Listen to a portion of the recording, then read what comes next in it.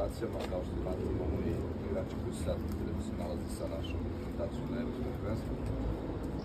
Nadam se da ćemo ih imati što kasnije, iz razloga da prođemo grupu i koliko god da će mi to malo remetiti, ali u svakom slučaju bit će mi jako drago da izgore što dalje mogu.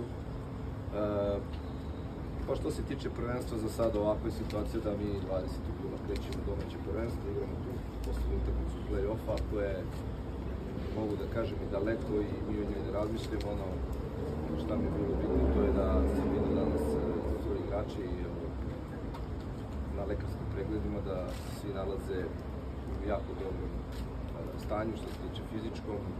Nećemo imati nešto puno prostora za neki rad, moramo sve to da spakujemo neke 4 nedelje, odnosno mesec dana. Počinje ponovo prvenstvo, počinjemo ponovo od nule, sve što je bilo, to znate, to sam dosta puta